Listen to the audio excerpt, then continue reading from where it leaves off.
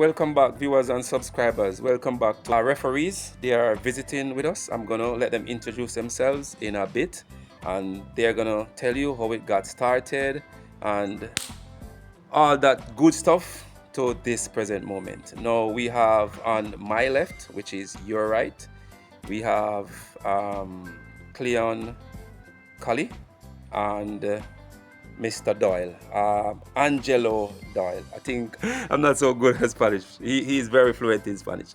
So I'm gonna let they introduce themselves and tell us where they're from. Hi, good day, good morning. My name is Cleon and Angelo. I'm from Barbados, but I'm originally born in Guyana. Hi, good morning, everyone. My name is Angelo Doyle. I'm from Barbados. And All right. So here in Jamaica, they have been officiating in quite a number of leagues.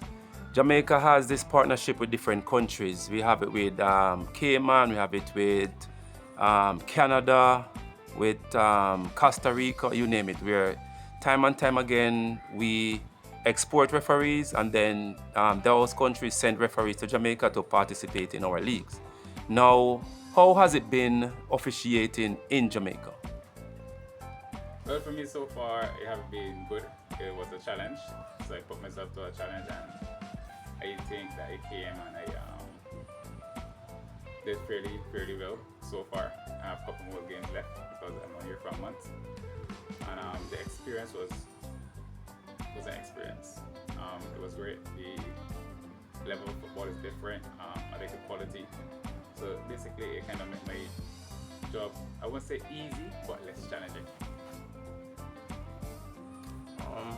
in terms of myself, the experience has been very overwhelming from the beginning.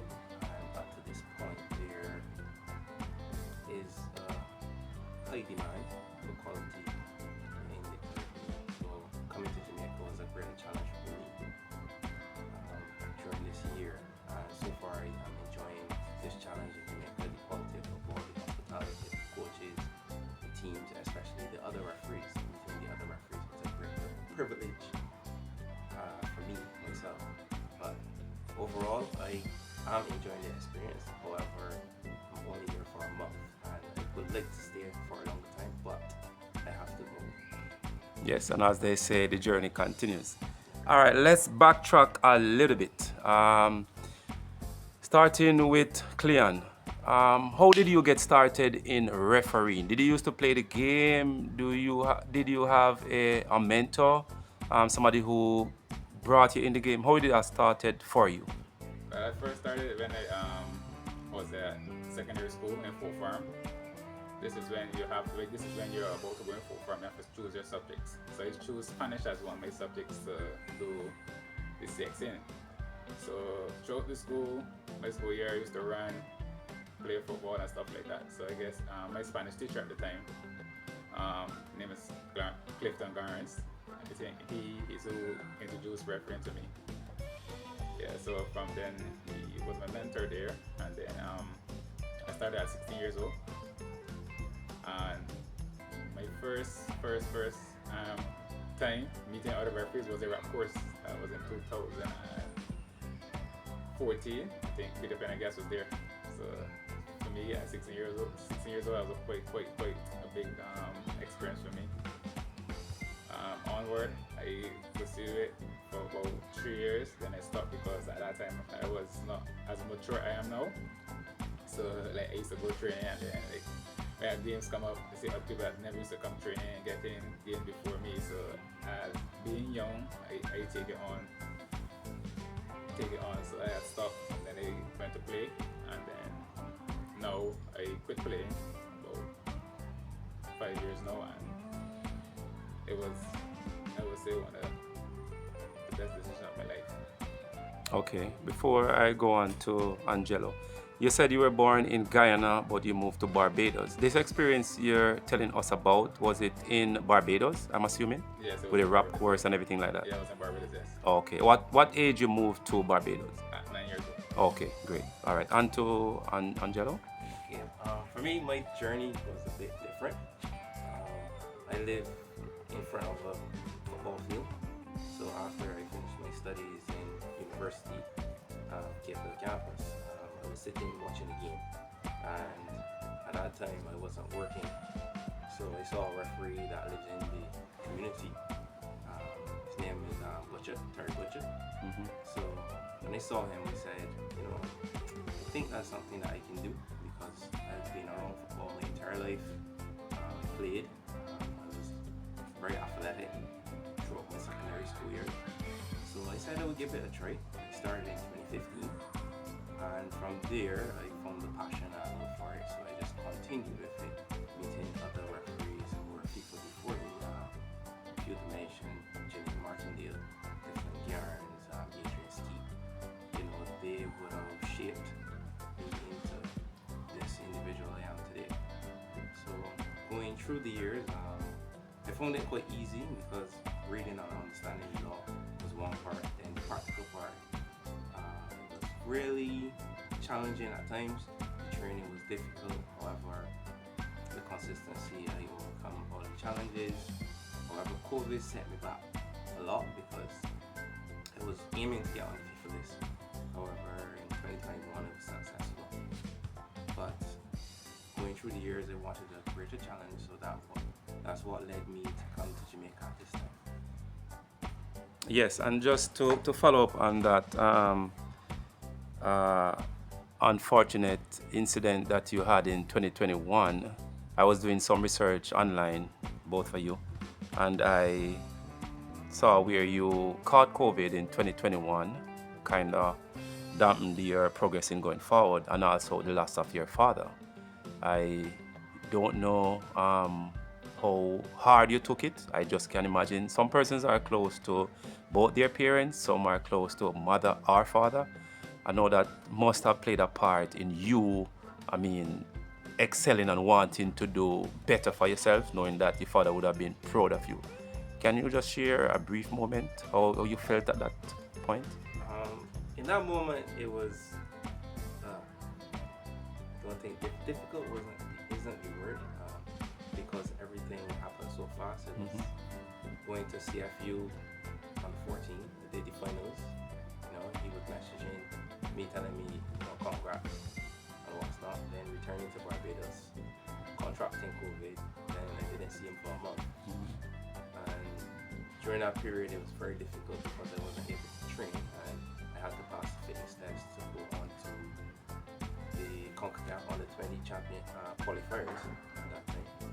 So when I was released from the facility, free, stating that I was safe to return to society, it was difficult to train. I had 1 week to prepare for a fitness test. We did some fitness assessments. It was very difficult. Then the last day I saw him was when I did a fitness assessment, and after that I passed the test, and then I got the opportunity to go to qualifiers. However, before I went to the qualifiers, he contracted COVID, and it was very difficult because I didn't get to hear him. I saw him once, but he wasn't able to talk, so it really dampened my spirit. I really have to thank Cleon and Angelo through that journey because I really needed a lot of mentorship through that time because I wanted to stop, so that I could go through that grieving process.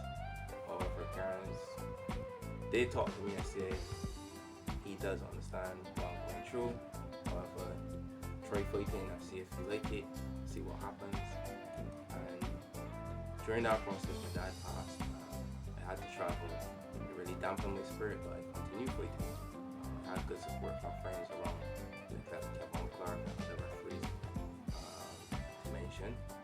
But during that time, it was very difficult. And around the same time, was the time that he passed away. So it really dampens this time of year for me, but I am thankful for the persons who were around me that time to push me through that time, that difficult process.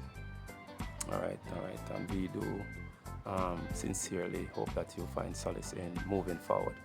I've seen you train. The first time I saw you guys come into CASAFA training, and I've watched you guys train, and I've seen you train, and I must say I'm really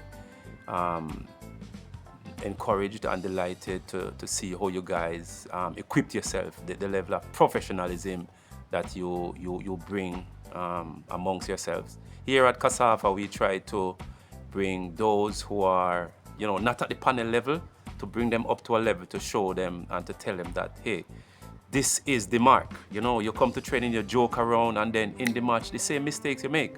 The level of professionalism that you guys bring, trust me, we have had lots of persons visit our training and help to guide the young ones, but I must say, I've never seen this level being displayed from the visitors we have. Normally they would come and they would join in and they would blend in, but from the day one, we could see that you guys are leaders. All right, moving forward a little bit now, Cleon, I saw where you did 2 games in the Nation League. You did as a central and you did as a fourth. I think you can correct me if I'm wrong. I think you were a CONCACAF referee moving to the next step, FIFA, right? How was that experience, both as a central and then fourth official? It was good. Coming from Costa Rica, the second part of my CONCACAF training, it was at the training. I needed to be. I needed to set a goal, and I needed to set a standard. So when I was appointed to the Nations League game, I was excited because it was a next opportunity for me to showcase what I have learned, what I have been taught by some of the best instructors from the CONCACAF Academy. So when I got up, I was excited. So I started preparing mentally. So I started to watch games and go to teams, but it wasn't much to find. So I contacted other referees that have done games with the teams. So I get some feedback from them. So when I get there, I didn't even know who my team was. So I only know my team when I got to the hotel. We were staying in Turks and Caicos. Then I met my team, and they were nice. They were welcoming, I must say, and they were all peoples. So they talked to me. They accept me with open arms. Then they don't belittle me because I'm below them or not. So hearing that from them, I was more confident in going into the game. So we train together, we eat together, breakfast, lunch, and dinner. We spend time together, talking, discussing our likes and dislikes and stuff like that. Like what they expect from me during the game, what I expect from them. So that trip for me was very nurturing. It was good. On the day in question of the game, we were confident. So I set out to do the game. A couple decisions was made after the game. I asked my team if they were good, if they were accepting the decision I made through the match. They would say yes, you did good. So for me, I had to thank them, knowing that they are above me. So and knowing that they support me and support my decision through the game. So for me, it was a nice experience. All right, and those games, I'm assuming they have what are called match assessors. Correct. Did the match assessor give a good feedback, or is one of those assessors who were stern on you and wanted different decisions? Well, the assessor gave us a good feedback. He said he was impressed with me, especially because, of course, I'm not FIFA. Right. From CONCACAF, he said he was impressed. As the first game I did was a center referee, so he said he was impressed. He liked my movements. Just a little details I need to work on. Right. He said if I work on those details, he see potential in me. The second assessor now for the second game was the fourth official. So he was even more impressed than the first guy, because I had to make, it was a point in the game, I had to make 4 substitutions. So the 4th substitution I made was a team that was leading 1-0. Right. So we had our own communication system. So I tell my referee at that time, I think it was Stefan Duwar. Stefan, I have 4 subs. Alright, the players are the numbers are bum bum bum. So in less than 30 seconds, I was able to make those 4 subs, which was good. So the assessor pointed out that to me. He said that was very, very good. Wow. So it was a nice experience overall. Very good, very good. All right, Angelo, how has it been operating? I know you've been FIFA for some time now, many years. How has it been officiating, say, a youth tournament, say a U17, comparing to a Nations League or a Caribbean Club Championship? Um, it varies. It varies, especially with the different countries. Let me start with youth level. You know, the youth has a different aspect of officiating where the testosterone of the younger gentlemen is higher, and they are very aggressive because they are working towards something. They're working towards contract, college, scholarship, different aspects. However, I do enjoy the youth level a lot because you can teach the players along with guide them towards making the game much better. In terms of dealing with adults, the men's games that I have done, when we talk about the countries, it's very challenging sometimes because sometimes you don't have information on the teams from countries, and sometimes you don't know none of the players. But it is a challenge that I do enjoy because you have to adapt very quickly to find that spot to say, all right, this is what is going to happen, this is something that we can anticipate, this is something that we can work towards. In terms of the club level is much easier because the availability of the videos now with YouTube going around, social media, it's much easier to gain a profile on the players and communicating with other refs who those clubs are from the country. You get a greater insight to find out this player is a target player, this player may give some trouble, this player has a very good skill set, so look for the ball to go to this person. So it's different, it's like fixing the puzzle when it comes to different age group and club versus country. But once you're able to adapt, which I do find challenging sometimes, I won't say that's very easy, but putting it all together is the enjoyment for me. Right. All right. I know both of you are past players. You do play sometime in your leisure time. How easy is it to transfer knowledge from playing to officiating? Lots of persons watching, spectators, they don't know the laws of the game. I can tell you that. It's one of the main reasons why I developed this channel. I created this channel to disseminate information. You would be very, very surprised. Coaches, former national players, they don't know the laws of the game. How easy was it for you guys, having played the game, to transfer it into officiating? For example, when it's wet, it's different than when it's not wet. People don't know that. You have to adjust. You have to ref at different. When you have aggressive players versus players who like to possess the ball, how easy was it for you guys?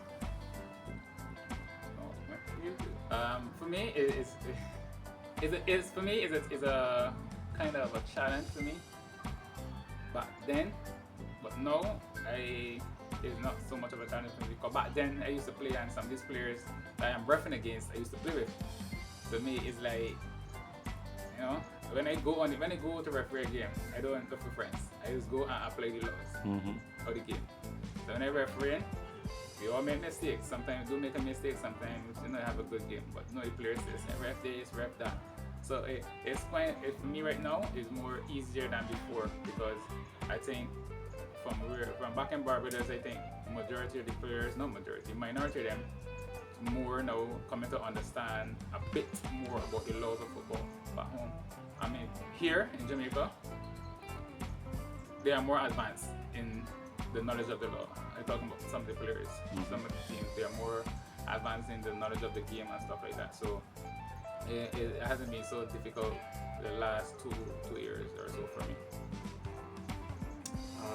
The transition, it has been very welcome on both sides because I am supported by my community. So some days I play football in the community, sometimes I would go and watch them, and sometimes it's just like, when they're doing a scrimmage, they would ask questions based on the law and I would use my knowledge, not using the book or anything to play, and then when they go and check and if I'm wrong, I would go and tell them that this is atmosphere. What they said, I made a mistake in what they said. However, when I do referee and officiate in local leagues, some of my friends that I played with before, they would cut some videos and send me and tell me, well, this is what they think. Or if if they think that I made a mistake, they would ask a question and they would explain. And they're very supportive, which I found very surprising. And I do appreciate what they do. So it brings some comfort to know that some persons are working to see me go to greater heights as well. Okay, great. All right, I know you have been here, and I keep reiterating this for some weeks now, almost a month, and majority of persons I spoke to, they are welcoming. They wouldn't mind having you guys for the entire year. Now, I know abuse is everywhere. I've been to almost 30 countries, all right, in seminars, officiating, you name it. Where is which country would you say you get the most and the least abuse? Not talking about physical. When it's physical, it becomes assault. Yeah, cursing, whatever your mother. We say SYM in Jamaica. So you could take turns in answering. For me, the most, I would say Dominican Republic. Dominican Republic, that's the most. And the less, I would say, is Turks and Caicos. And in Dominica, they curse you in Spanish. In Spanish, all right. In Spanish. In terms of myself, Guatemala was the most I experienced, which was an eye-opener. However, when I do experience it, I kind of get a lot from it because that's the atmosphere. The least I would say is home, because we watch football very quick. We're not like chanting like other places, but home is not as hostile or as other places. Okay, interesting. Moving on now.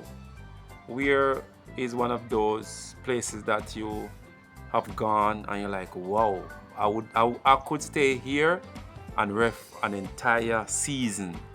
Which country or leagues around the Caribbean, around CONCACAF, around the world that you have been to in your referee career? For me, I would say here. Here is exciting here. I like, at first it was a challenge, but now I came and it was here for me here because I like the type of football is different. The spectators, I endure them because even if you are a player and they're supporting their team, if you do something bad, they bash you. If you do something good, they cheer you on. At the end of the day, they supporting one another. For me, and they are so welcoming. Even as a referee, even if like it's against your team, you did a good job. They come and say, well, ref, good job. I like how you did this. I like how you did that. So for me here, I can see myself being here again. True. Yeah, for a year plus. All right. I like the question. For me, it's two places. Dominican Republic is one place. I really like the atmosphere and the quality of football. And funny thing is, I was telling a friend that I going to Jamaica. This was in January.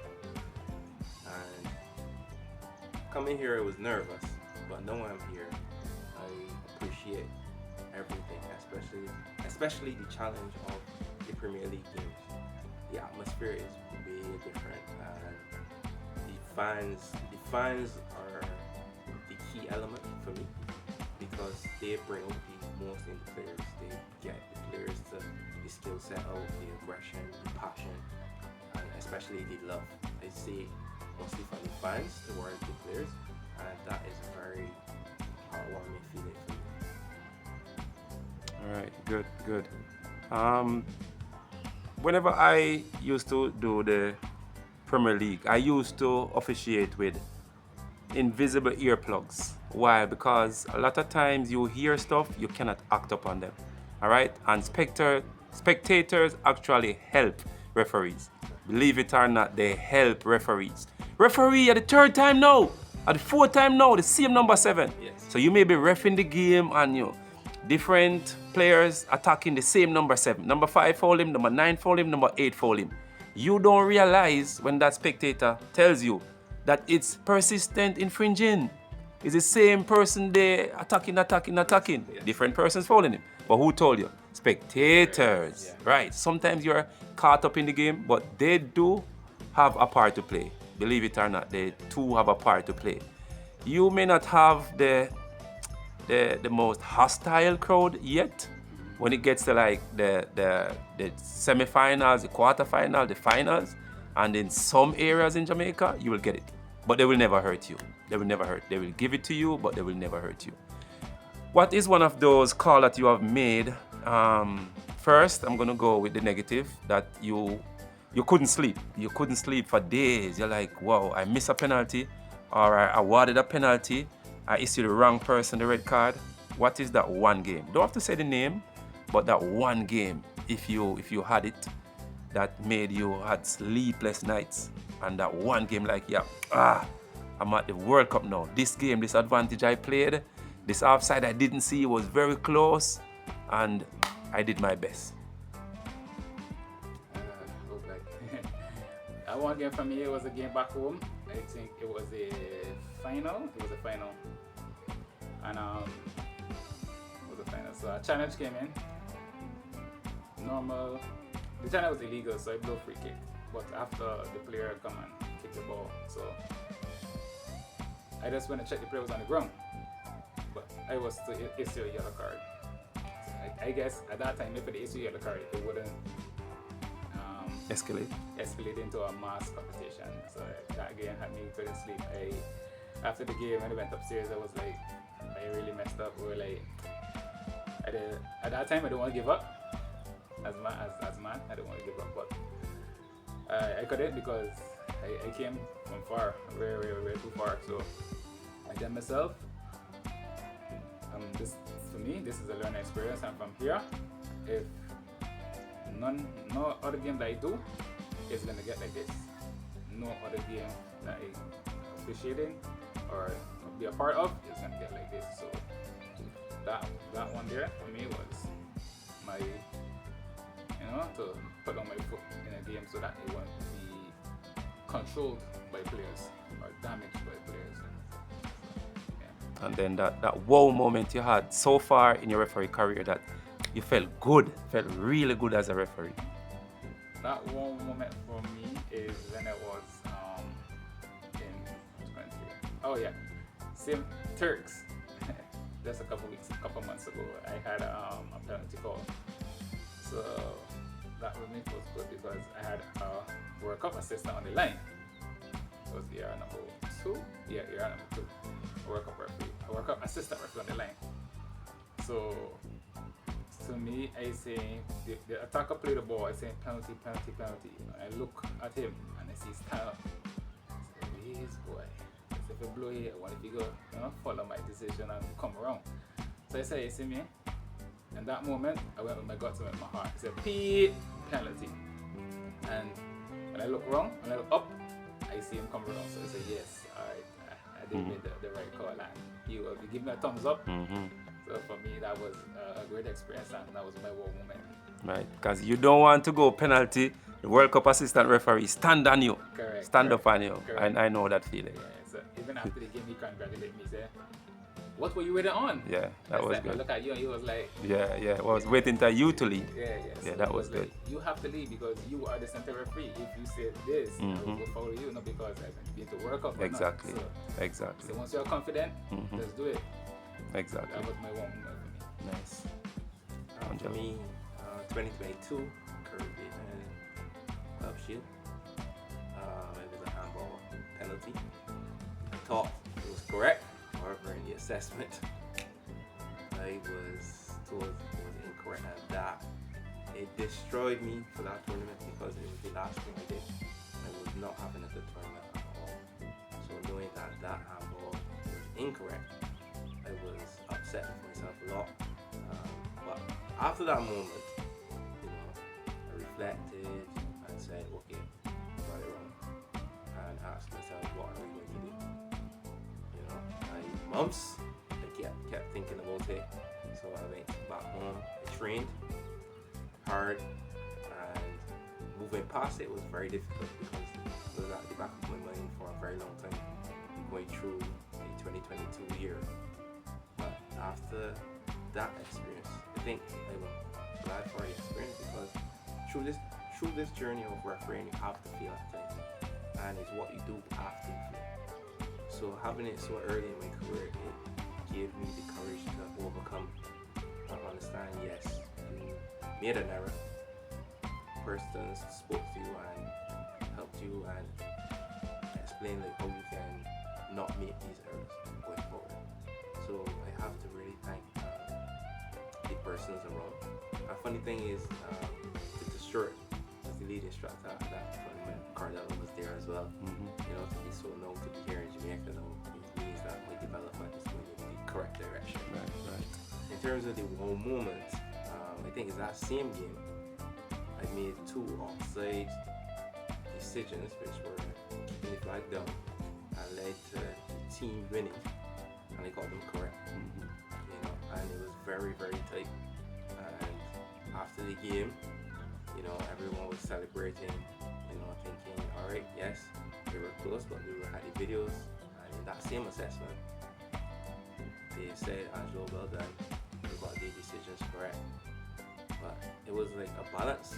I did make a mistake.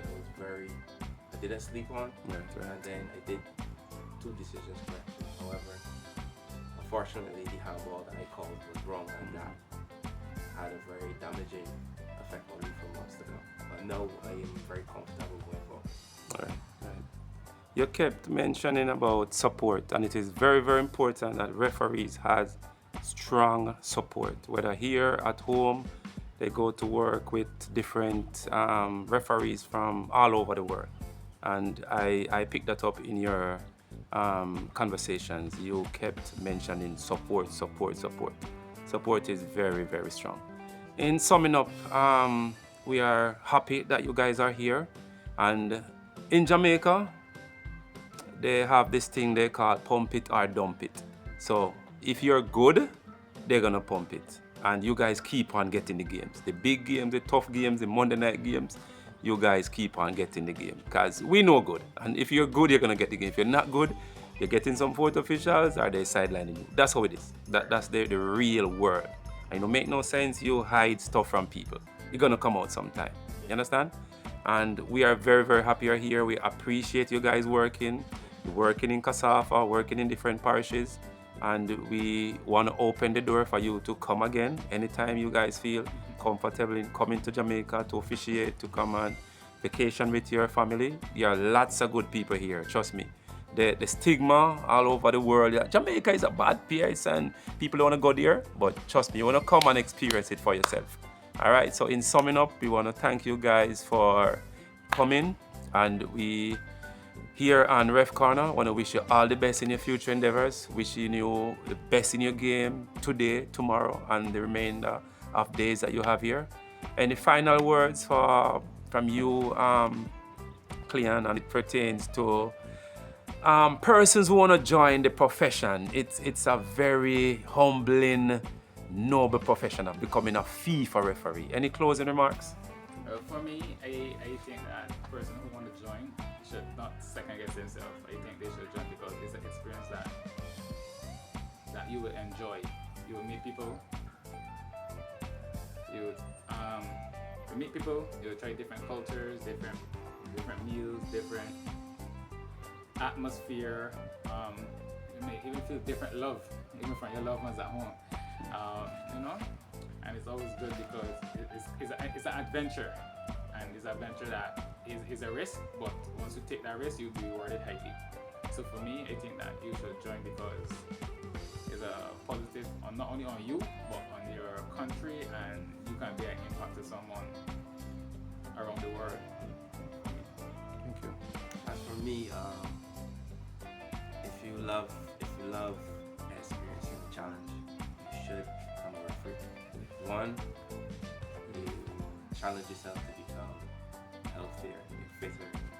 You get to learn a lot from different cultures, different countries, different people. The food, trust me, I love food. So you do enjoy the food.